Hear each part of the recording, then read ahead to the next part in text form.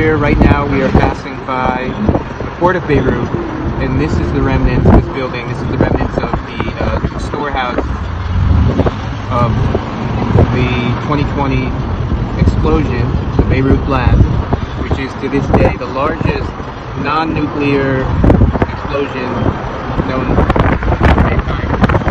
This is what's left. Okay, so part 2 of our Monday excursion. We are now in downtown Beirut. We have left June and Harissa, and we're in downtown Beirut. We are going to the souks, which are basically old markets, outdoor markets. And it's a beautiful day. It's warm. It's hot. It may it might be somewhere maybe high 80s, middle 90, 80, 90 degrees, but we got the breeze coming off the water, so it's pretty comfortable. So one thing I found particularly interesting that I pointed out on our way in is Beirut is a city that does a very good job of living hand in hand amongst different cultural groups and religions. Here we have, in the background, you'll probably see here minarets of a prominent mosque in the area, and then nearby you'll also see that there is a church, which is a little out of sight right now, but we're going to go there. So it's just very symbolic of the sense of community and that different ethnic groups, religious groups, and we love each other and band together. And yes, they've had their differences, and yes, there's been turmoil over the past years, but in reality, when you look at it, Beirut is a city that does a very good job, effective job of living side by side. City of love. City of love. Yes, ma'am. All right, so stay tuned as we explore more downtown Beirut and the souks. I wanted to, we're kind of in the middle of the city here, downtown Beirut, which you'll see right here. We came upon some ruins, which I think are really interesting, in the middle of downtown Beirut. And as Kiki informed me, Beirut was built and rebuilt 3 different times due to being basically broken down by earthquakes. Yes. And so you'll see here that these are some pretty old ruins that represent Old Beirut. Represent old Beirut. So it's just interesting. I mean, because here we are in the heart of downtown. It's like picture, being in a major American metropolis and just having these ancient ruins out of nowhere just appear. Very interesting stuff. So yes, so here we've come upon in a little bit of a plaza or a square here. We've come upon what's known as the Statue of the Martyrs. So you'll see we have the mosque beyond, and beyond that, the church I was referencing before. Now this statue is representative of all the martyrs that were imperative in the life of Beirut and the building of Beirut and the culture of Beirut, because there were many, whether religious, political, you could argue any number of types of martyrs, but this is the statue of the martyrs. So you'll see people have posted pictures to the statue here of their own ideas of their own personal martyrs, maybe. Yeah, during the revolution, they vandalized the place. Yeah, so you'll also notice that this entire plaza here is just riddled with graffiti, right? This was done during the revolution, one of the 2019 multiple revolutions, but Christina's telling me that this was the 2019. Che Guevara. Yeah, so just all kinds of unrest in the area, and actually on the statue itself, you can see, has been vandalized pretty seriously. It's unfortunate because it is a beautiful symbolic piece, but the city has not gotten around to, or does not feel like injecting the resources into restoring. But maybe they will at some point. Yeah, the budget is a little slim, but I understand. We accept donations. Yeah, Christina says they're accepting donations for the well-being of Beirut, so she is the spokesperson. So stick with us as we continue to explore more. The view I was looking at right here, something very nice. The church bell? Yeah, you can see the church bell, and actually, let me see there. that is the church bell tower, right? So now we have a Christian church and the mosque within the same almost block view. So again, very symbolic. Another thing about Lebanon you'll see here is extreme patriotism. Everybody is proud of Lebanese heritage.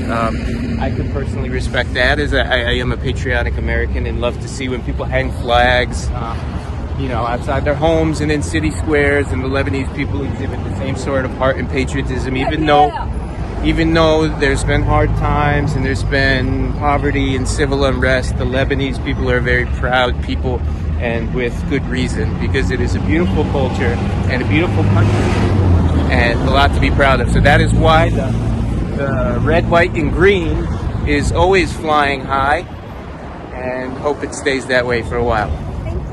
And actually what we have here now is a symbol in one of the next plazas over from that statue of the martyrs, is a symbol of revolution.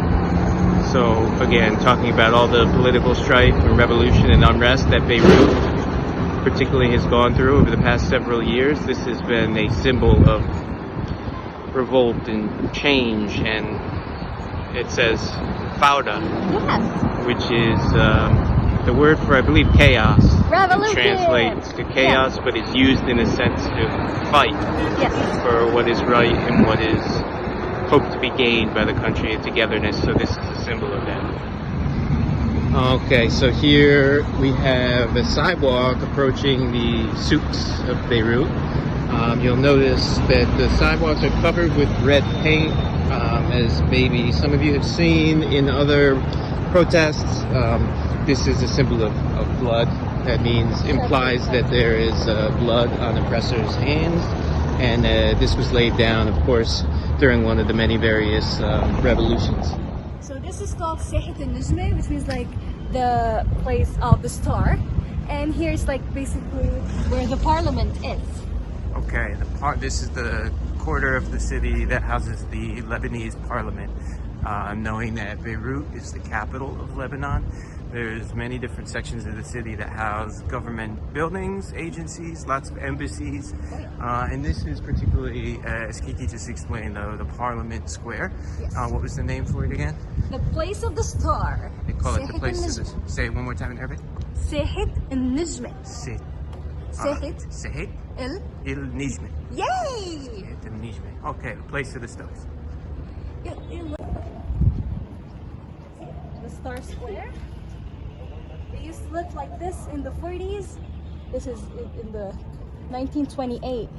It was destroyed, and then yes. 1940, So 70s. this place of the stars, or square of the stars, has been destroyed and rebuilt multiple times, as several different things in Beirut have been. This area, which if you could see, it's fairly vacant right now and has been this way for a while, which is unfortunate because it is like architecturally a very beautiful area, and you can see it really channels the French colonization that is such a part of Lebanon, Lebanon's history.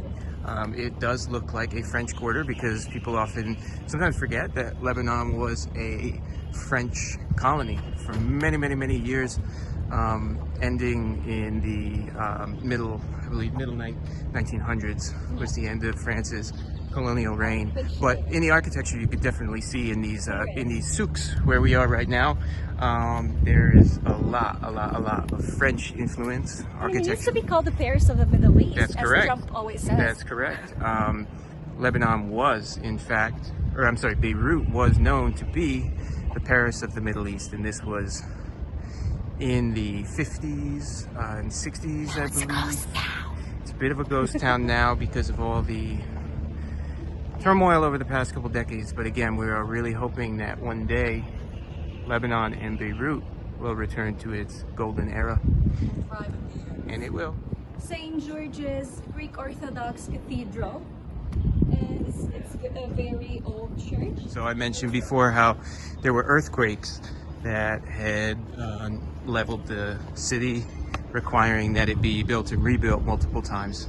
So down below here you'll see more of those ruins that appear sporadically in downtown Beirut. very cool. Very cool. And guys, we're not even talking about Byblos or Baalbek here. We're in downtown Beirut. So if that's not a testament to the old kind of ancient history of Beirut and of Lebanon, I don't know what is, because this is not even an ancient destination. The ruins are just to be found everywhere. And yeah, I mean, you can definitely see that if you like the base of old, we're talking Roman, Ottoman, yeah, and it's still even further beyond, see those ones are still intact, largely intact. This is some really cool stuff, guys, and it's many different ethnic or colonial powers, empires that have inhabited this, and of course ending in the country of Lebanon and Islam, as well as Christianity. Oh, right. Living on this. Maximus was the main north-south street of Roman Beirut. Yeah, right. Okay, here we are again in downtown Beirut. We are now at the I Love Beirut model sign. And here's Kiki Crazy kid. giving us a size reference, she says, which isn't much because I have nothing to say. This is my heart and this is you. Oh, baby. Okay, so here we're in the actual suits. So this Gladiator markets, boutiques, designer shops, outlets. No, not outlets, but just designer. Kiko Milano. Yeah, so the Kiko, Mango, Zahar. It has a seat outside, right? Yeah, it's very comfortable right now. So these are what's known as the suits. Outdoor strip malls, very clean, polished environment, right in downtown, beauty. And it's very nice, very fun. Nice to get some shade in the middle of a very warm Beirut afternoon. So skylight here for a very cool environment. So lots of people can come, hang out, do some shopping if you can afford it. I get the feeling that much of Beirut may not, but there are those who can, and it's a terrific source of revenue for the city and for the country economy. So it's all good. It's all good. More to come. What? Giving movement? Giving movement. It's giving movement. It's giving movement. I'm giving movement. Okay. So as we come out of the souks here, this cafe here. As we come out of the souks, we come upon another building, which Kiki pointed out, and it's very Parisian. So you'll see all these gems throughout Beirut of Parisian French colonial architecture. This is the big cinema. There's a big Beirut movie theater, so big source of entertainment, recreation here in Beirut. Cinema City. Hello. And Alo, if you're familiar with the brand, it's where Lebanon learns to get its basic white girl on. Yeah. Oh, and this is the outdoor souks. And here's the outdoor souks, this road out here. She's running somewhere right now. I don't know where she's running to. Oh, maybe another size reference. Am I embarrassing you? No. It's great. Here's our water guy. That's probably dirty water. Anyway, just a beautiful day. We're looking for Beautiful somewhere day here to in Beirut.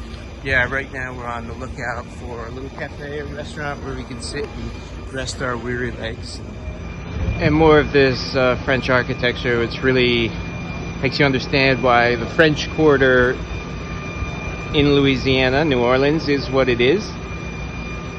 Because that too is inspired by French architecture. So noted most prominently maybe by the iron rail balconies and the double French doors on the stone facade. So very New Orleans, very Paris, very Beirut.